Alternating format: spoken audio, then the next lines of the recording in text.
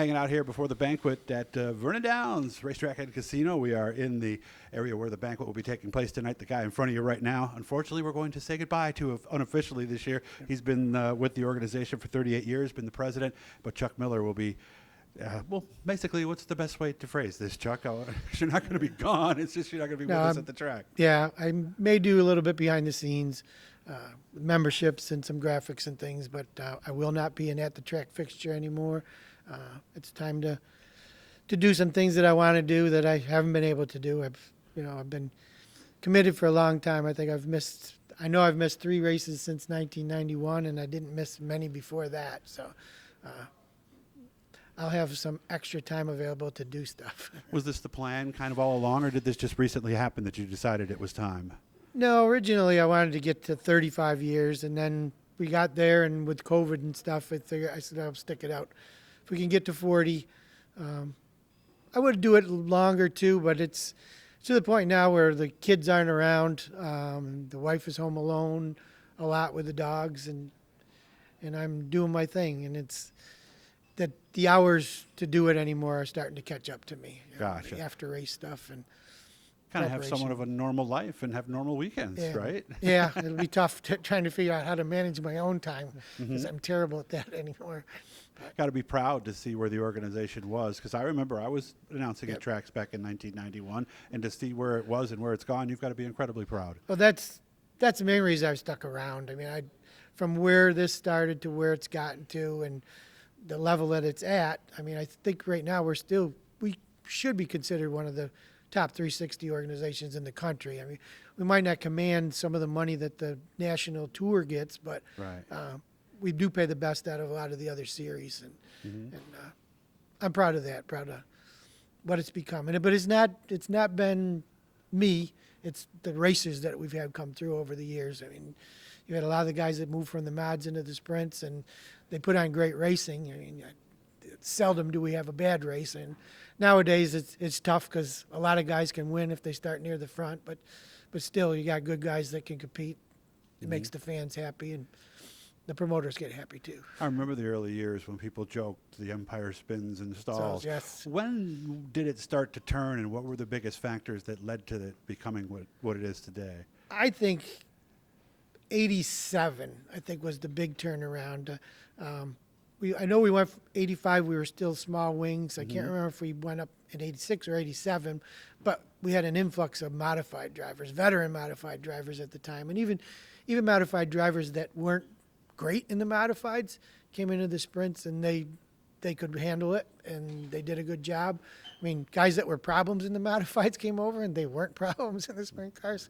But it was around 87 because you had Mike Van Duzen and all those guys coming over. Bobby Kane was in early on and stuff, and Bobby Podolak, and then Byrash. All those people, that names coming in helped sell it, because originally it was no names that got it started, and thankfully for them that they got it started for these guys nowadays. I've talked to some of the guys too, and they say they like the clean racing, but by definition, sprints that better be clean, or you're going to end up on your roof. Right. You can't do a lot of rubbing. There's a little bit of it still, and some intimidation going on at times. But in the long run, you can't bang and do that kind of stuff, because you get in trouble, and you'll get a lot of people that don't like you. True. What are you going to miss the most, do you think, Chuck? The people. I mean, I liked getting to all the places we've been to, and there's so many people that can come up to me by name. I can't name them by name. I know what cars they belong to and stuff. Right.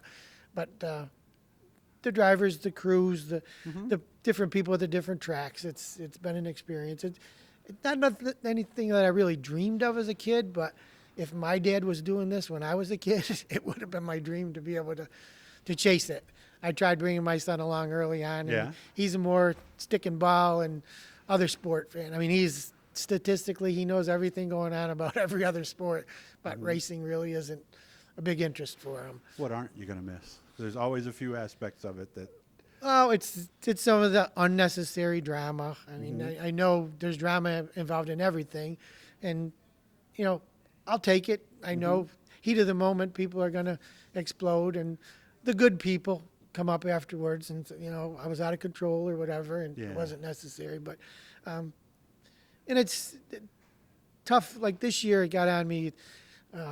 Felt that they felt I overscheduled and stuff, and I was looking for. We wanted more money. We got the promoters to pay more. Went to different tracks we hadn't been to for 40th anniversary, and when we lost the Lucas Oil money, we lost a big chunk there. So I was looking at extra races, meaning more Hoosier money coming in, and Mother Nature took care of the big schedule. It trimmed it back to 25, 26 races, and it, for the most part, I think it was good for everybody involved, promoters and racers.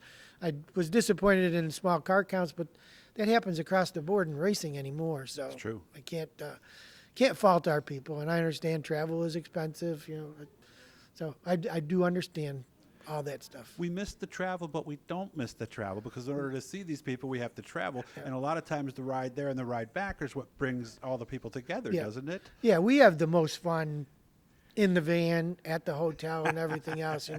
There's so many stories we could tell, and a lot of stories we can't tell either. Yeah, that's true.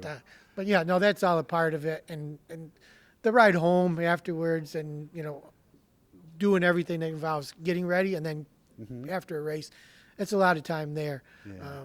And I get disappointed at myself at times because I didn't devote the time at a certain time when I should have. But by the same token, my body could only take so much now. I need a little bit more sleep after the fact and stuff. So. You said you're not going to really give a retirement speech, but are there some things you'd like to say to all the drivers and all the officials and everybody who helped all these 40 years? Well, like I said, it's never been about me. It's always about the group, the racing, and thankfully for them, I've been able to do this, and